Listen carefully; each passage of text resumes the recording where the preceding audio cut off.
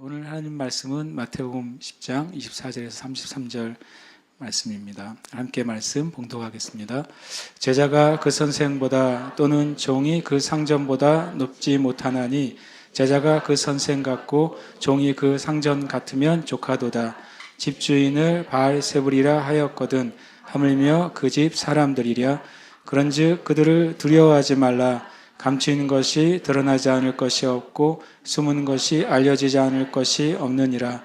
내가 너희에게 어두운 데서 이르는 것을 광명한 데서 말하며 너희가 귓속말로 듣는 것을 집 위에서 전파하라. 몸은 죽여도 영혼은 능히 죽이지 못하는 자들을 두려워하지 말고 오직 몸과 영혼을 능히 지옥에 멸하실 수 있는 이를 두려워하라. 참새 2마리가 한 아사리온에 팔리지 않느냐. 그러나 너희 아버지께서 허락하지 아니하시면 그 하나도 땅에 떨어지지 아니하리라. 너희에게는 머리털까지 다 세신 바 되었나니 두려워하지 말라. 너희는 많은 참새보다 귀하니라. 누구든지 사람 앞에서 나를 시인하면 나도 하늘에 계신 내 아버지 앞에서 그를 시인할 것이요 누구든지 사람 앞에서 나를 부인하면 나도 하늘에 계신 내 아버지 앞에서 그를 부인하리라. 아멘. 오늘 제가 나눌 주제는 예수님의 전도여행 설교 중에 3번째 파트입니다. 제목은 두려움을 극복하자. 같이 한번 외쳐볼까요? 두려움을 극복하자. 이것은 설교 제목이지만 믿음의 고백은 아니죠. 믿음의 고백은 어떻게 해야 됩니까? 두려움을 극복했다. 시작. 두려움을 극복했다. 이 말씀이 우리에게 주시는 권면은 두려움을 극복하라는 것이고, 우리는 말씀을 받았을 때 우리가 해야 될 믿음의 고백은 나는 두려움을 극복한 자라는 것입니다. 저와 여러분이 이 말씀 안에서 두려움을 극복한 자로 사시기를 축복합니다. 실은 알고 보면 많은 사람들이 두려움을 가지고 있어요. 근본적으로는 사람이 가진 모든 두려움의 맨 끝에는 죽음이라는 것이 존재하잖아요. 왜냐하면 사람들 안에 죽음이 가지는 의미는 내가 지금 느끼거나 또는 누리거나 그리고 내가 또는 바라거나 하는 것들이 소멸되고 종말할 것이라고 생각하기 때문에 그렇습니다. 근데 그것은 일면은 맞는 거예요. 우리가 육신이 죽을 때 지금 우리가 느끼는 그 느낌은 실은 사라집니다. 육신이 죽을 때 지금 우리가 누리는 그 면의 육신의 일면도 사라지죠. 우리가 죽을 때 우리가 인생 가운데 소망하거나 노력하거나 추구하거나 성취하려고 했던 그것은 끝이 납니다. 그렇잖아요. 어떤 위인들이 한 행동을 막 비석에 새겨가지고 기념을 하는데 잠언과 전도서에 그런 말이 있어요. 네가 죽은 다음에는 그들이 너를 기념하든 기념하지 않든 무슨 소용이 있느냐. 그 죽음의 현실적인 사실을 알려주는 거예요. 그렇지 않아요. 우리가 엄청 위대한 위인이라고 만약에 기념해도 그 위인이 죽은 다음에는 그것을 느끼거나 다시 돌아와서 아유 저를 기억해 줘서 감사해요 라고 말하지는 않잖아요. 그냥 우리가 그를 기념하는 거예요. 잠언과 전도서는 그런 내용이 굉장히 많아요. 그래서 이 두려움의 뿌리하는 죽음의 요소가 있는 겁니다. 그뿐만 아니라 많은 사람들이 재정적인 문제 때문에 두려워하죠. 그리고 걱정하죠. 염려하고 근심합니다. 그것 때문에 다투고 싸우고 죽이기까지 하죠. 그리고 많은 사람들이 미래에 대해서 걱정하고 두려워하고 근심하죠. 근데 성경은 두려워하지 말라고 여러 번 말씀하시고, 오늘 말씀에는 주님이 명시적으로 두려워하지 말라는 그 표현을 3번을 사용하세요.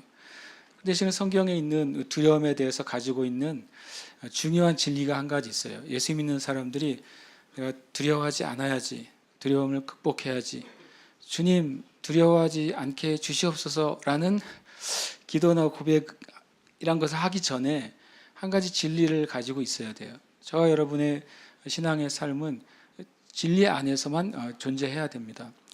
그 약속의 말씀이 이겁니다. 함께 읽겠습니다. 하나님이 우리에게 주신 것은 두려워하는 마음이 아니요 오직 능력과 사랑과 절제하는 마음이니. 이거 되게 중요한 말씀이죠. 하나님은 우리에게 두려워하는 마음을 아예 주질 않으셨어요. 저와 여러분에게 어떤 종류의 두려움이 내 안에 내재되어 있거나 그것이 발생하는 것은 하나님께로부터 오는 것이 아닙니다. 왜냐하면 여기에 말씀에 하나님은 두려워하는 마음이 아니라 능력과 사랑과 절제의 마음을 주셨을 뿐이지 두려움을 주지 않았다고 말합니다. 이것을 세번역 성경이 참 번역을 감사하게 잘해줬어요. 한 번 더 읽어볼까요? 시작. 하나님께서는 우리에게 비겁함의 영을 주신 것이 아니라 능력과 사랑과 절제의 영을 주셨습니다. 아멘. 실제로 이 마음이라고 우리 성경에 되어 있지만 영어의 것은 heart가 아니라 뭐라고 하냐면 spirit으로 되어 있어요. 그래서 이 세번역 성경이 제대로 번역을 해준 것이죠. 하나님 우리에게 주신 것은 두려움의 영이 아니라 능력의 영, 사랑의 영, 절제의 영. 절제의 영이라고 이제 번역을 했지만 이 절제도 원래는 사운드라고 되어 있어 건전한 영이라고 되어 있습니다. 온전한 영을 주셨다라고 되어 있어요. 그러니까 하나님은 우리에게 이것을 주셨는데 그 우리는 누구에게 해당됩니까? 모든 인류에게 주셨습니까? 아닙니다. 여기서 말한 하나님이 능력과 사랑과 절제의 영을 준 대상은 우리인데 그 우리는 예수 그리스도를 믿고 고백하는 우리인 것입니다. 여러분이 예수님이 여러분의 구주가 되시고 여러분의 주가 되심을 믿습니까? 아멘. 그러면 이 말씀을 여러분에게 말해야 돼요. 나에게는 뭐가 없다? 두려움에 뭐가 없다? 영이 없어요. 하나님이 주시지 않았는데 우리가 왜 가지고 있어야 됩니까? 그럼 영이라는 게 뭘까요? 성경에 영이란 단어가 여러 의미로 표현이 되는데 귀신이나 천사도 영으로 얘기하니까 두려움의 영 그러면 두려움 귀신 이름을 붙여가지고 그렇게 생각하는 경향이 있어요. 그러면 능력과 사랑과 절제의 영은 능력 천사, 사랑 천사, 절제 천사입니까? 아니잖아요. 여기서는 그런 의미가 아닙니다. 두려움의 영이라고 말하는 것, 사랑과 능력과 절제의 영이라고 하는 것은 저와 여러분의 마음의 상태와 태도를 말하는 것입니다. 사람의 마음이 두려움의 영의 상태와 태도에 있는 것을 어떻게 알까요? 그것은 여러분과 저의 말을 통해 압니다. 그 사람이 말하는 것을 통해 그 사람이 두려움의 영에 사로잡혀 있는지 아니면 사랑과 능력과 절제의 영을 가지고 있는지를 알 수 있는 거예요. 어떤 문제가 발생하는 즉시 머리에 두통이 발생하면 두려움이 영이 가득한 사람은 뇌종양일 거야 라고 말합니다.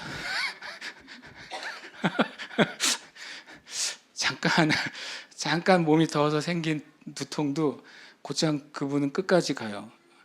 그분이 주님 만나면 또 은혜도 끝까지 갈 거예요 아마. 그런데 일단 두려움의 영은 그 사람의 마음의 상태와 마음의 상태와 태도라는 걸 기억하십시오.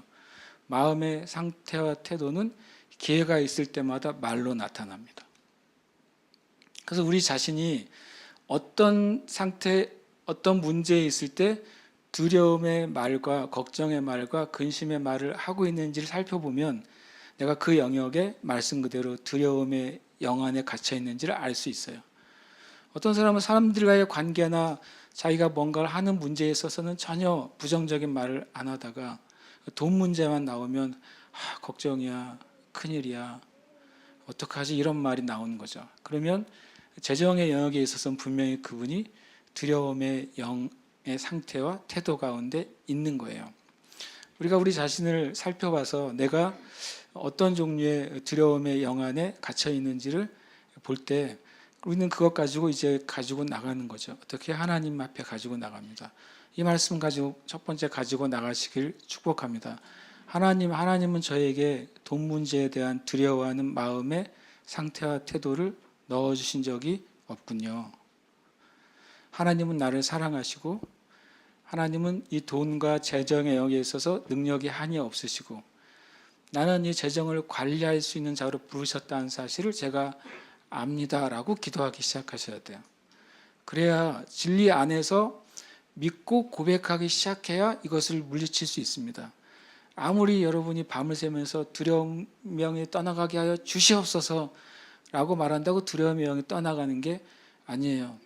다시 말하면 이 영은 귀신의 어떤 종류를 말하는 게 아니라 귀신의 종류를 말하는 영도 있어요. 그러나 여기서의 영은 여러분 자신의 마음의 상태와 태도를 말하는 것입니다. 우리가 그것을 버려야 돼요. 그리고 그것을 쫓아내야 돼요. 그리고 성경은 그 원인의 큰 원인이 여러 가지가 있지만 그 중에 한 가지를 설명해 줍니다. 잠언 29장 15절입니다. 함께 읽겠습니다. 사람을 두려워하면 올무에 걸리게 되거니와 여호와를 의지하는 자는 안전하리라. 아멘. 예. 다시 말하면 우리가 어떤 사람을 두려워하는 상태에 되면 그 사람은 올무에 딱 잡히는 거예요. 올무가 뭡니까? 말 그대로 덫올가미를 의미해요. 근데 올무라는 말에 사용된 이 히브리어에는 어떤 뜻이 있냐면요. 상처의 원인, 악에 빠지게 하는 것이라는 뜻을 가지고 있어요. 그러니까 사람을 두려워하면요. 상처를 쉽게 받아요. 상처를 쉽게 받는 분들은요. 실제로 알고 보면 사람을 두려워해요. 저 사람에게 거절당할 것이 두려워요. 저 사람에게 미움 받을 것이 두려워요. 저 사람에게 오해 받을 것이 두려워요. 아니면 저 사람에게 내가 피해를 받을 것이 두려워요. 그런 두려움의 영의 상태에 있을 때는 올무에 딱 걸리는 거예요. 올무에 걸리면 어떻게 될까요? 어떤 한 짐승이 만약에 덫에 딱 걸렸으면 처음에는 오도 가도 못하겠죠.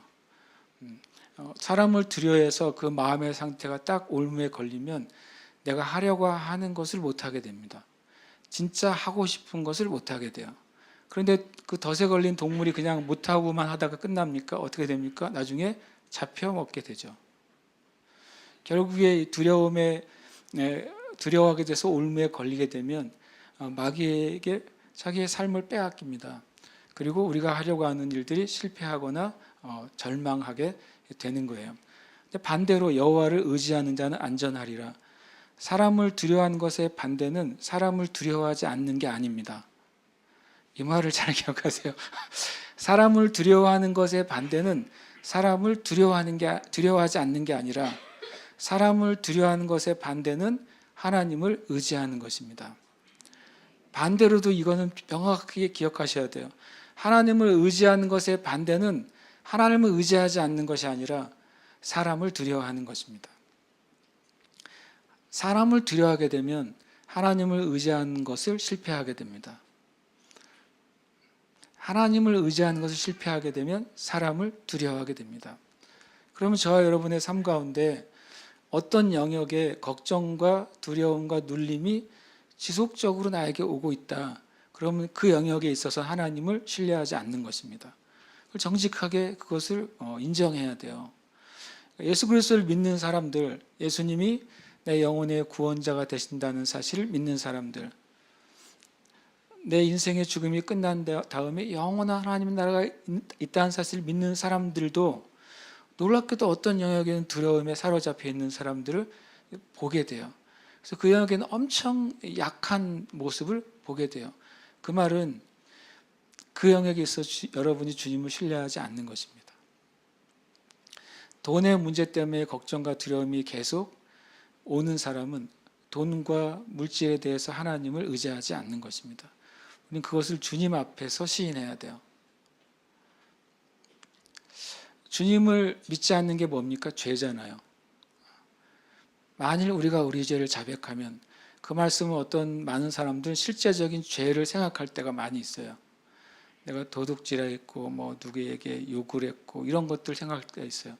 진짜 죄 중에 죄는 뭡니까? 불신이에요. 우리가 제가 제정에게 주님을 신뢰하지 못하고 있습니다. 이것이 저의 죄입니다. 그러면 주님이 거기서부터 시작하시는 거예요. 자백한 그 자리부터 시작합니다. 그러니까 우리는 내가 어떤 영역의 근심과 두려움이나 주저함이나 뒤로 물러가거나 도망가는 일이 있다면 그거를 지금은 두려울지 몰라도 이 말씀에 의지해서 여러분 앞에 가져다 놓으셔야 돼요. 그리고 주님께 이것을 시인해야 돼요. 하나님, 저는 이 부분에 있어서 하나님을 의지하지 못하고 있어요. 그 정직한 저의 마음이에요. 그럼 여기서 여호와를 의지한다고 돼 있잖아요. 여호와를 의지한다는 게 뭘까요? 주님을 의지합니다. 찬양을 한 1000번쯤 하면 의지하는 은혜가 있기도 해요. 그런데 저 여호와를 의지한다는 건 뭐냐면 하나님이 내가 두려워하는 그 문제에 대해서 하신 말씀을 내가 붙잡는 걸 의미합니다. 내가 만약에 재정의 영역에 두려움이 있다. 육신의 건강의 영역에 두려움이 있으면 육신의 건강에 대해서 하나님이 나에게 약속하신 것, 성경에 약속하신 것을 내 두려움의 옆에 갖다 놔야 돼요. 굳이 표현한다면. 만약에 실천한다면 노트에 적어보는 거예요. 주님, 저는 내 건강에 이런 것 때문에 염려가 돼요. 그러면 그것에 해당되는 말씀을 찾는 거예요. 그래서 그 염려가 되는 것 옆에 정직하게 하나님이 그 문제에 대해서 성경에 말씀하신 것, 그 문제에서 하나님 말씀하신 것, 그거를 기록해 놓는 거예요. 그것 가지고 부족하다. 그러면 어떻게 하면 되는지 아십니까? 성경에 이 문제 때문에 어려웠는데 하나님을 믿고 승리하는 사람의 이름을 적어 놓으세요. 다윗이 시편에서 이렇게 아팠는데 주님을 의지했더니 치료됐다고 써있네. 그럼 몇 장 몇 절을 적어 놓는 겁니다. 그리스도인은 말씀으로 살아야 돼요. 그게 그냥 성경을 공부하고 성경을 암송하는 것이 말씀으로 사는 게 아니라 말씀을 가지고 여호와를 의지하는 방식으로 살아야 돼요. 저 여러분이 사람을 두려워하고 환경과 상황과 미래와 나의 인생에 관계된 또는 내가 사랑하는 사람들의 인생에 관계된 또는 내 삶에 관계된 것에 대해서 두려워하는 것이 있다면 하나님이 그것에 대해서 약속하신 것을 찾아내십시오. 그리고 그것을 가지고 이제는 그 두려움의 자리에 그 말씀으로 계속 바꿔서 말하는 것입니다.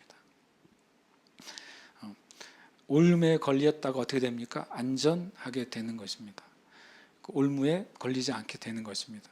그 두려움으로부터 탈출하게 되는 것이고 그 문제로부터 자유케 되는 것이고 그리고 그 싸움으로부터 승리하게 되는 것입니다. 저 여러분이 오늘 이 마태복음 말씀을 묵상하면서 이 디모데후서 1장 7절과 잠언 29장 25절을 꼭 기억하셨으면 좋겠어요. 그래서 그것을 가지고 마음으로부터 그것을 계속 고백하고 적용하고 여러분이 믿음으로 승리하시길 축복합니다. 오늘 말씀에 주님이 제자들을 파송하시면서 여러 가지 말씀하신 중에 한 단락입니다. 제자가 그 선생보다 또는 종이 그 상전보다 높지 못하나니 그 제자가 선생 같고 종이 그 상전 같으면 조카도다. 집주인을 바알세불이라 하였거든 하물며 그 집 사람들이랴. 여기서 바알세불은 귀신의 왕을 의미하잖아요. 주님이 되게 쉬운 말 하신 것이죠. 예수님은 선생이시고 주가 되시고 그리고 집주인이신 거예요. 예수님을 따르고 그리고 예수님의 명령에 의해서 복음을 전하러 나가는 12 사도들은 제자이면서 그 종이면서 그 집 사람들인 것입니다. 그러니까 이것은 모든 주님이 우리를 하나님 나라로 부르시고 또 우리의 삶으로 우리를 보내시는 모든 그리스도인에게 해당되는 대꾸가 되는 것이죠. 예수님은 저와 여러분의 선생이십니다. 예수님은 저와 여러분의 주가 되십니다. 예수님은 저와 여러분이 살아가는 내 인생의 주인이 되세요. 집주인이신 거예요. 그러면 여기 말하잖아요. 제자가 선생보다 종이 상전보다 높지 못하다. 이 말은 무엇입니까? 우리는 이 세상에서 예수님의 이름을 가지고 살아갈 때 예수님처럼 취급받게 될 거라는 거예요. 이 세상에 예수님에 대해서 만약에 존중한다면 예수님 있는 사람들을 존중하게 될 것입니다. 이 세상에 어떤 사람들이 예수님에 대해서 반대하고 예수님을 거절하고 예수님을 저주한다면 예수님을 믿는 여러분들도 여러분을 거절하고 여러분을 저주하게 될 것입니다. 그리고 그렇게 되는 게 정상 아닙니까? 저 여러분이 예수님께 속해 있다면 예수님과 같이 대우를 받는 게 정상이잖아요. 예수님과 같은 대우를 받아야 되는 것도 정상이잖아요. 그렇죠? 제가 예전에 진짜 과거의 이야기인데 한번 호텔에 사목 사역을 했었어요. 제주에 있는 모 호텔에 사목 사역을 했었단 말이죠. 한 1년 정도. 그걸 내가 왜 했는지 모르겠어요. 일주일에 3번 갔으니까 일주일에 3번 아침에 가서 호텔 직원 400명을 1년 동안 돌아가면서 상담을 했거든요. 저는 한 장소에 앉아 있고, 그리고 돌아가면서 이제 쉬는 사람들이 오는 거예요. 엄청 싫어해요. 못 쉬고 나를 만나러 와야 되니까. 그 호텔에 있는 그 오너께서 나에게 원하시는 거는 상담을 해주다가 복음을 전해주세요. 그거였어요. 그랬는데 어쨌든 그때 재밌게도 저는 이제 작은 교회 목사였지만 저를 이제 그 자리에 있도록 하신 분은 그 호텔의 오너니까 제가 어떤 대접을 받았냐면, 제가 상담하는 장소가 호텔에서 1박에 400만 원 하는 방이었어요. 매일 저는 거기로 출근을 했어요. 물어봤더니 묵는 사람이 없대요, 거기는. 그럼 이거 왜 만들었냐 그랬더니, 연예인이 오거나 어떤 장관급 이상의 사람들이 왔을 때 이제 그 방을 쓴다는 거예요. 그래서 내가 그분들보다 낫네요. 나는 맨날 쓰는데. 저는 작은 교회 목사였지만 제가 그 호텔 로비에 가면 저는 거기에 있는 음료는 다 풀이었어요. 당시 호텔의 로비에 아메리카노가 15,000원이더라고요. 10년 전의 이야기예요. 그러니까 내가 누구이냐기보다 내가 누구에게 속해 있느냐가 내가 어떻게 대우를 받느냐예요. 근데 예수님이 세상에 어떻게 대우를 받으십니까? 오해를 받으시죠. 예수님이 존중이 여김을 받으셔야 되는데 오히려 사람들에게 저주를 받으시죠. 예수님은 사람들을 구원하시는데 오히려 그 구원을 사람들이 거절하죠. 그렇다면 이 땅에 있는 그리스도인들이 주님의 이름으로 살기 시작할 때 예수님처럼 대우받는 것은 억울한 게 아니에요. 저 여러분이 예수님 믿는 것 때문에, 예수님 믿는 것 때문에 받는 어려움을 말하는 것입니다. 그럴 때 이렇게 기도하면 안 돼요. 주님, 내가 주님을 믿는데 왜 이 일을 겪어야 돼요? 거꾸로 말하면 저 여러분 예수님을 믿기 때문에 주님의 고난에 참여할 수 있는 기회와 특권이 주어지는 것입니다. 고생과 고난은 다르잖아요. 고생은 내가 잘못 선택한 것 때문에 내가 얻는 불이익이에요. 고난은 내가 예수님의 이름으로 사는 것 때문에 주님을 위해 내가 행하는 수고나 헌신이나 대가 지불이나 때로는 핍박이에요. 그것을 성경은 고난이라고 말씀하셨잖아요. 믿는 자는 고난을 받을 거라고 그랬어요. 진리대로 사는 사람은 고난을 받을 거라고 그랬어요. 가끔 우리가 핍박을 받고 어떤 어려움을 당한 것만 고난이라고 생각하는데 그렇지 않는 고난도 있습니다.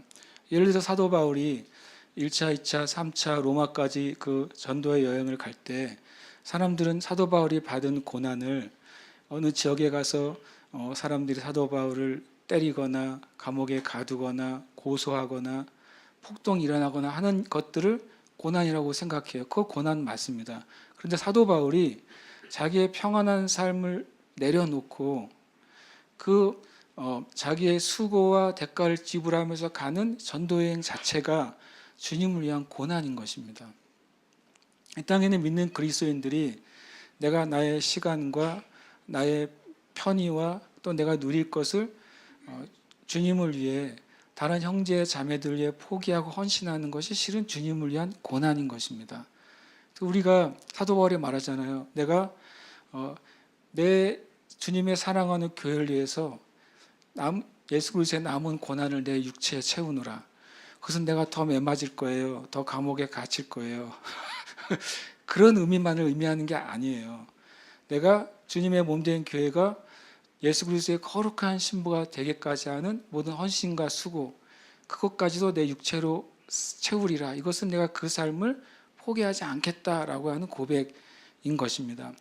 여러분이 주님을 위해서 수고하고 헌신하고 봉사하는 모든 것은 주님을 섬기는 고난이에요.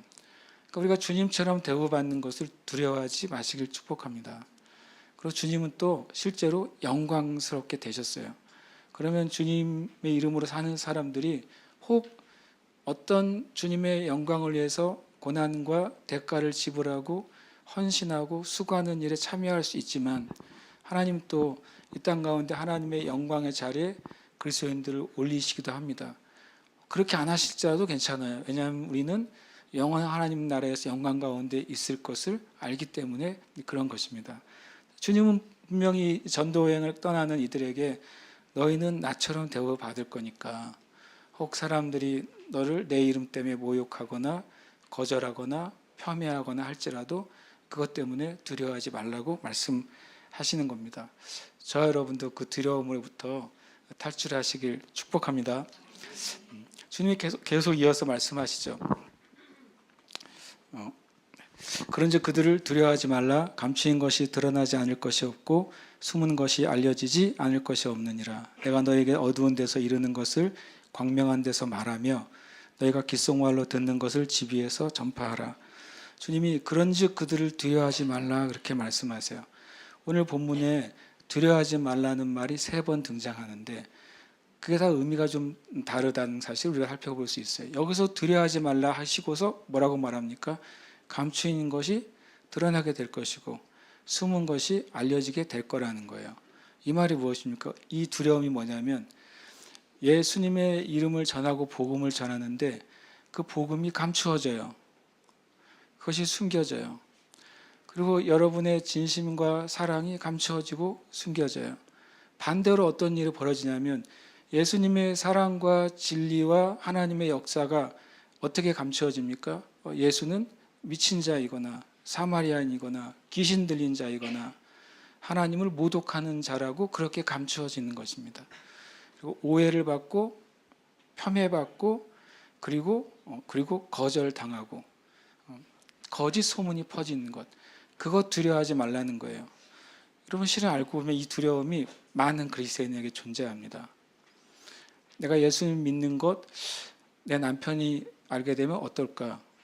많은 남편이 예수 믿지 않는 아내들이 이 두려움이 있어요. 내가 예수님 믿는 것 우리 집안에 알려지면 그들을 나는 어떻게 볼까? 많은 한 집안에 처음으로 예수 믿는 사람들 안에 그 두려움이 있어요. 맨날 만나는 동창들 안에서 내가 예수 믿는 집사가 된 것을 그들이 어떻게 여길까? 그런 두려움이 내재되어 있다고요. 제가 이런 종류의 두려움을 언제 경험해 봤을까 생각해 보다가 하나님 저에게 재미있는 기억을 떠올려 주셨어요. 주일학교 때 이제 교회에서 전도사님 선생님들이 너 식사할 때 뭐 하라 그럽니까? 감사기도 하고 먹으라 그러잖아요. 감사기도 하고 먹어야 돼. 감사기도 하고 먹어야 돼. 집에서는 껌이죠. 감사기도 하고 먹으면 되니까. 근데 고학년이 되니까 도시락이라는 걸 싸가기 시작했어요. 학교에. 4학년쯤이었던 것 같아요. 교회에서는 전사님이 학교에서 도시락 먹을 때 감사기도 하고 먹어라. 그럼 제가 아멘 그랬죠. 그런데 내 기억에 주님이 깨닫게 해주신 게 도시락을 싸가서 그 도시락 보자기를 풀을 때 제 마음에 두려움이 왔다는 사실을 보여줬어요.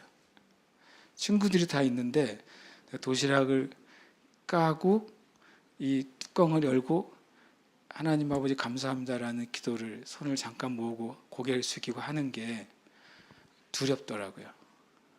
다른 사람의 나에 대한 인상이 어떨까? 내 친구들이 나에게 어떻게 말할까? 그 대단히 큰 고난이나 핍박은 아니잖아요.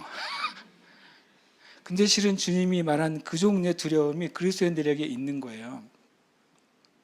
놀림받을 수도 있고 애들이 장난칠 수도 있고. 그래서 제가 첫날은 어떻게 했냐면 보자기를 풀면서 하나님 아버지 이렇게 기도했어요. 자, 기도를 하긴 했으나 핍박받지 않는 방법으로 기도를 한 거죠. 그런데 신기하게 어린 마음인데 내 마음에 찔렸어요. 이거 분명히 전도사님이 너 밥 먹을 때 하나님께 감사기도 하고 먹어야지. 나는 아멘 했는데 나는 그게 떳떳하지가 않은 거예요. 그거 되게 제가 어렸을 때 주님 저에게 보여주신 거예요. 너도 그런 두려움에 있었던 적이 있고 많은 그리스도인들이 실제 신앙의 삶에서 사회의 삶에서 이런 종류의 두려움이 있다는 거예요. 자신이 그리스도인이라는 사실을 실은 떳떳하게 못 밝힐 이유도 없고 그럴 필요도 없는데 놀랍게도 이것이 있어요. 예수님도 바알세불이라고 오해받으시잖아요. 예수님도 하나님을 모욕하고 성전을 모욕하는 분이라고 오해받으시잖아요. 병자를 치유해도 그게 귀신의 일이라고 오해받으시잖아요. 그리고 제가 나중에 찔림을 받고 나중엔 기억에 내가 좀 뭐 대단한 결단 아니지만 기도를 하기로 했어요. 그리고 기도를 하고 왔더니 이제 아니나 다르게 애들이 야 너 교회 다니냐?부터 시작해서 이제 장난반 이렇게 말이 걸어오는 거죠. 그리고 어떤 애는 내 기도를 잠깐 하면 뒤통수를 때리고 도망가는 애도 있고. 그러니까 어린이들 하는 장난 있잖아요. 그리고 제일 견딜 수 없는 장난은 기도하는 동안에 내 반찬을 훔쳐먹는 것이죠. 큰 핍박이에요, 이건. 그러니까 별거 아닌 것 같아도 믿음의 싸움이 있다는 거예요. 다른 사람의 시선, 내 가족의 시선, 같이 일하는 직장 동료들의 시선, 내 상관의 시선, 내가 같이 편하게 지내는 동호회와 그룹의 시선, 실은 거기서 실은 놀랍게도 두려움이 시작돼요. 믿는 자의 삶에 있어서 두려움이 시작됩니다. 근데 주님이 뭐라고 답을 주시는 줄 아십니까? 첫 번째로는 내가 두려워하지 않아야 그 감추인 것, 숨은 것이 나타날 거라는 거예요. 네가 진실로 사랑한다는 사실을, 네가 진실로 그들을 위한다는 사실을, 네가 진실로 복음을 전할 때 그들의 영혼을 위하고 사랑한다는 그 숨겨진 사실이 반드시 드러날 것이다 라고 주님이 말씀하신 거예요. 그럼 그걸 어떻게 두려움을 극복하느냐 그 방법도 말씀하세요. 내가 너에게 어두운 데서 이르는 것을 뭐라고요? 광명한 데서 말하고 귓속말로 듣는 것을 주위에서 전파하라. 이런 종류의 두려움을 극복하는 게 뭐냐면요, 말하는 것입니다. 내가 예수 그리스도를 믿고 예수님을 사랑하고 또 당신을 사랑한다는 것을 말하는 거예요. 어떤 방식으로 말하면 좋을까요?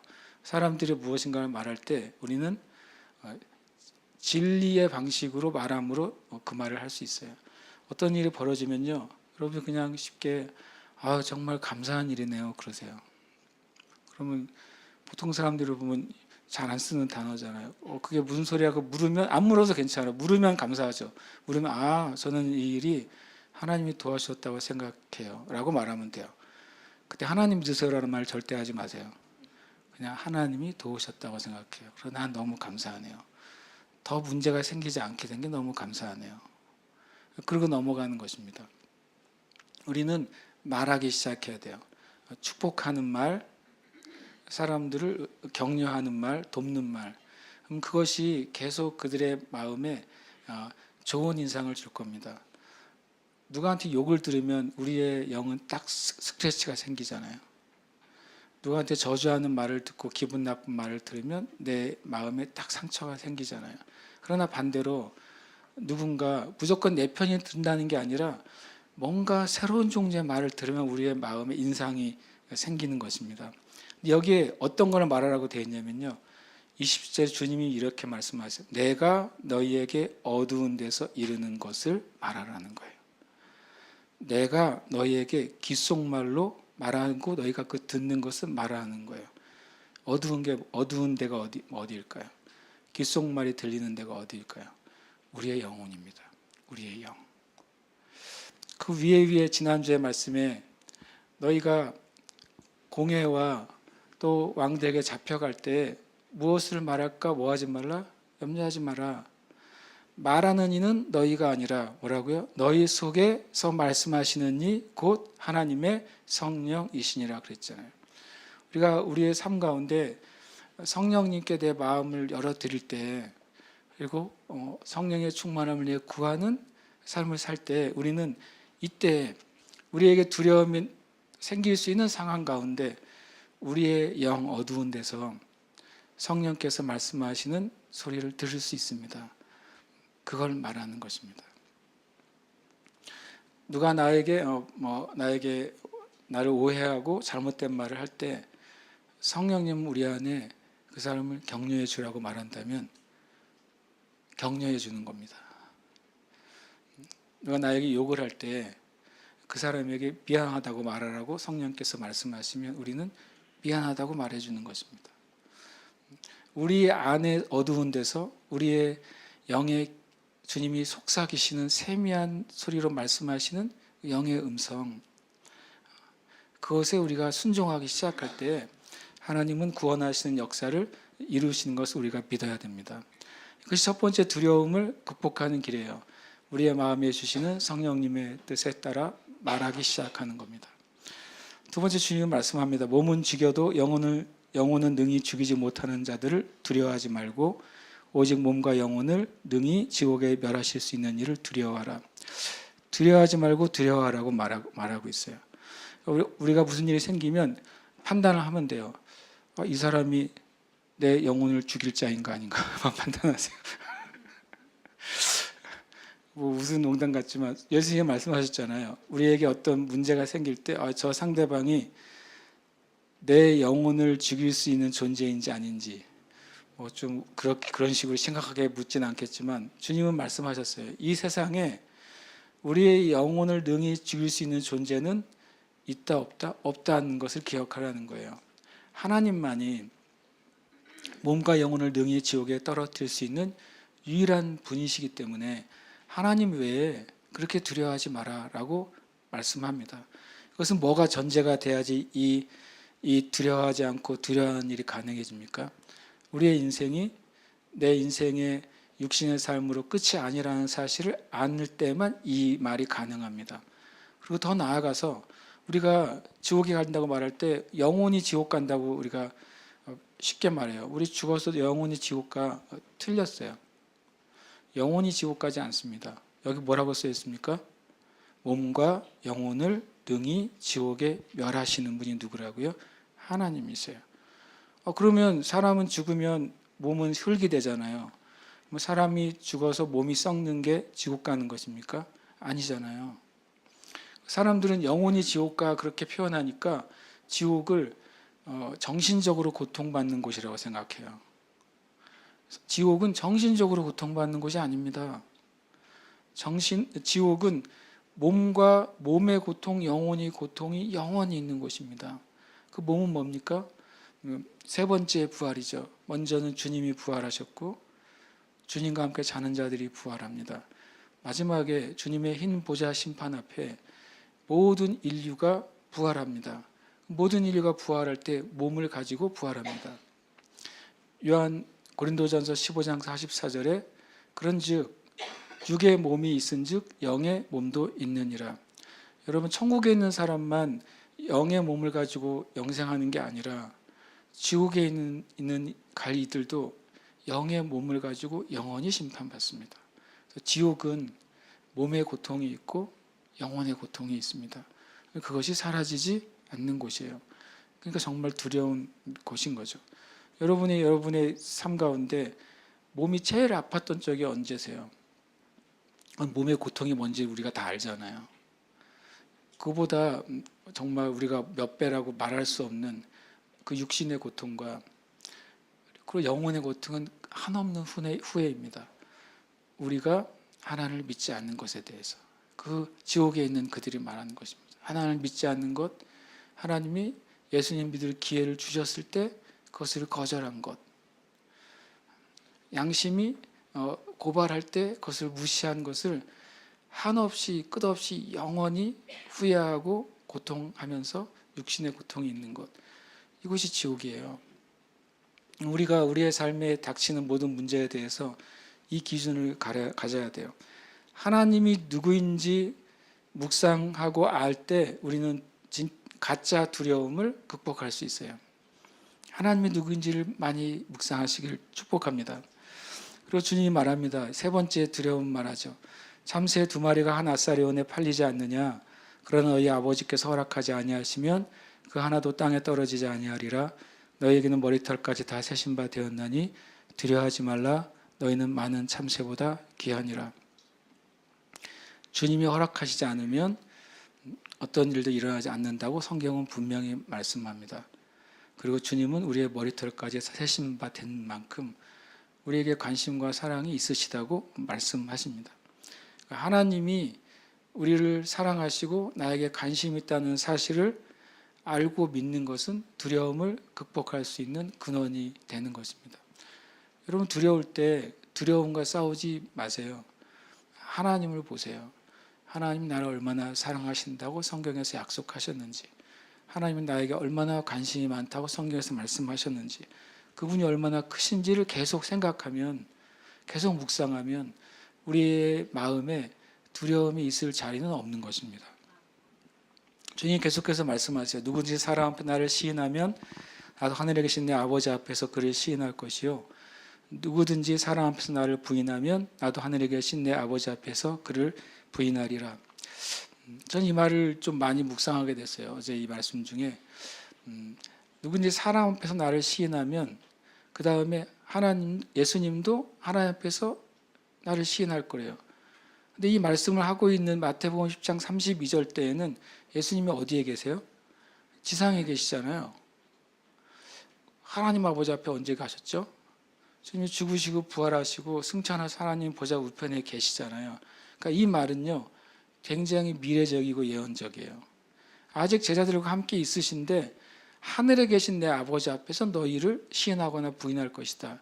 그것은 계속 오는 모든 이 땅의 교회 성도들을 위한 주님의 약속이신 거예요.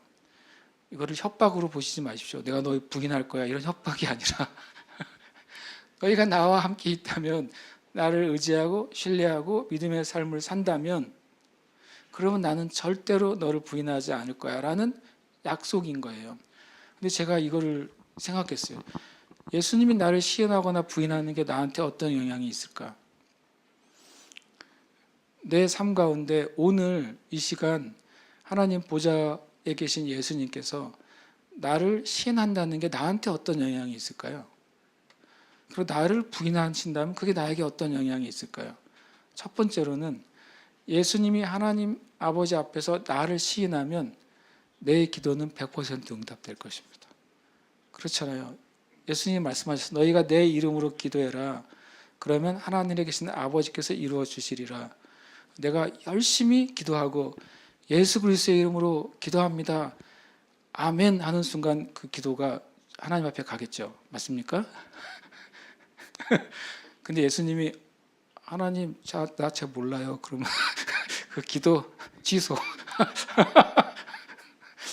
밤새 기도하고 밤새 금식하고 주님께 기도한 다음에 예수 그리스도의 이름으로 기도합니다, 아멘 했는데 또 그 기도가 하나님 앞에 갔는데 하나님 아버지 앞에 계신 예수님께서 나 잘 모르는데요. 다시 취소. 내가 농담처럼 말했지만 이게 어젯밤에 되게 크게 다가왔어요, 저한테. 우리가 응답받는 기도의 성경적인 진리들이 있잖아요. 근데 성경의 방식으로 기도해서 응답이 되는데 더 근본적인 걸 제가 하나 발견한 거예요. 내가 내 삶이 내가 예수 그리스도를 믿는 사람인 것을 자랑스럽게 여기고 내 삶에서 믿음의 삶을 사는 걸 두려워하지 않을 때 나는 예수님이 나를 시인해 주세요. 그럼 내가 주님께 구한 것은요, 그냥 되는 거예요. 왜냐하면 하나님이 인정하시니까. 예수님이 나를 시인해 주시고 인정하시니까 내가 주님을 위해 계획하고 구하고 기도하는 것은 온전히 응답이 되는 거예요. 반대로 저와 여러분의 존재가 하나님 앞에서 예수님에 의해서 부인된다면 어떤 기도가 응답이 되겠어요? 내가 40일을 금식해도 응답이 되겠어요? 내 존재가 부인되는데. 내가 금식하며 기도하면 응답이 되겠어요? 예수님 앞에서 내 존재가 부인되는데. 내가 그를 알지 못한다 그러셨잖아요. 하나님 앞에 가서 예수님 앞에 내가 주님의 이름으로 귀신을 쫓아내고 주님의 이름으로 예언하고 주님의 이름으로 권능을 행하지 않았습니까? 예수님께 호소하는데 예수님 뭐라고 말합니까? 불법을 행하는 자들아, 내가 너희를 도무지 알지 못하니 라고 말해요.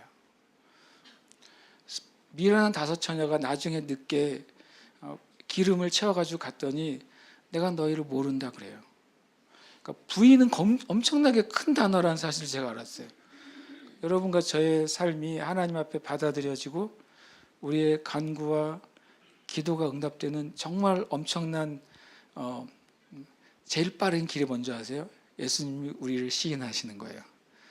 예수님이 보증인이 되시는 거예요. 예수님이 사인을 해주시는 거죠. 그것이 뭐예요? 사람 앞에서 나를 시인하면 그랬어요. 내가 삶 안에서 내가 그리스도인인 것을 사랑하고 기뻐하고 그것 때문에 내 삶이 변화되고 내 언어가 바뀔 때 주님은 나를 인정하세요. 하나님 앞에서. 그러면 나의 삶도 인정됩니다. 우리의 예배도 받아들여지고 우리의 기도도 응답되고 우리를 통해 하나님이 일하시는 것입니다. 아멘이십니까? 네, 우리 함께 이 시간 기도하겠습니다. 하나님은 우리에게 어떤 분이신지를 기억하는 게 놀라운 키예요. 내 안에는 어떤 종류의 두려움이든 하나님이 어떤 분이신지를 기억하고 묵상하는 것이 두려움을 물리치는 놀라운 근원이 된다는 사실을 우리가 깨닫습니다. 그래서 우리가 이렇게 고백하고 있습니다. 함께 고백하겠습니다. 하나님은 나에게 두려움을 주지 않으신다. 나는 사랑과 능력과 온전함으로 충만하다. 아멘. 한 번 더요. 하나님은 나에게 두려움을 주지 않으신다. 나는 사랑과 능력과 온전함으로 충만하다. 아멘. 고백합니다. 복음의 진리는 반드시 드러날 것이므로 나는 오해받고 거절당함을 두려워하지 않는다. 아멘. 한 번 더요. 복음의 진리는 반드시 드러날 것이므로 나는 오해받고 거절당함을 두려워하지 않는다. 아멘. 고백합니다. 나는 하나님이 얼마나 크시며 나를 사랑하시는지를 묵상함으로 두려움을 극복한다. 아멘. 한 번 더요. 나는 하나님이 얼마나 크시며 나를 사랑하시는지를 묵상함으로 두려움을 극복한다. 아멘. 우리가 함께 이것을 나의 이름을 넣어서 고백할 때 주님께 물으세요. 주님, 내 마음속에 마치 가라지가 심겨진 것처럼 주님, 제 마음의 깊은 곳에 심겨져 있는 혹시 두려움의 요소가 있습니까? 성령께서는 하나님의 모든 것을 아시고 하나님은 내 마음을 아심으로 주님, 그것을 제가 알게 해주세요. 마치 잔잔한 물에 무엇이 뜨게 되는 것처럼, 더러운 것이 떠올라오는 것처럼 주님이 주시지 않는 그 두려워하는 마음, 주님이 주신 적이 없는 그 두려움의 태도, 그것을 지금 제가 오늘 말씀하신 대로 제가 그것을 처리하기를 원합니다. 여러분, 이렇게 기도하실 때, 찬양하며 기도할 때 주님이 분명히 저는 보여주실 것을 믿습니다. 그럼 그것을 그대로 마치 떠 있는 것을 딱 떠서 버리는 것처럼 고백하셔야 돼요. 하나님은 나에게 이 두려움을 주신 적이 없으므로 이것은 저의 것이 아닙니다. 저는 이것을 예수님의 이름으로 거절합니다. 주님은 이 자리에 저에게 사랑과 능력과 놀라운 건전하고 온전하고 절제한 영을 주셨음을 저는 받겠습니다. 그래서 저는 하나님이 얼마나 크신 분인지를 계속 묵상할 것이고 하나님 나를 얼마나 사랑하시는지를 묵상할 것이고 하나님 나에게 주신 약속을 저는 붙잡겠습니다. 이렇게 기도하고 또 주시는 마음대로 고백하시길 축복합니다. 그러니까 이름을 넣어서 고백하고 기도하겠습니다. 하나님은 고운영에게 두려움을 주지 않으신다. 고운영은 사랑과 능력과 온전함으로 충만하다. 복음의 진리는 반드시 드러날 것이므로 고운영은 오해받고 거절당함을 두려워하지 않는다. 고운영은 하나님이 얼마나 크시며 고운영을 사랑하시는지를 묵상함으로 두려움을 극복한다. 아멘.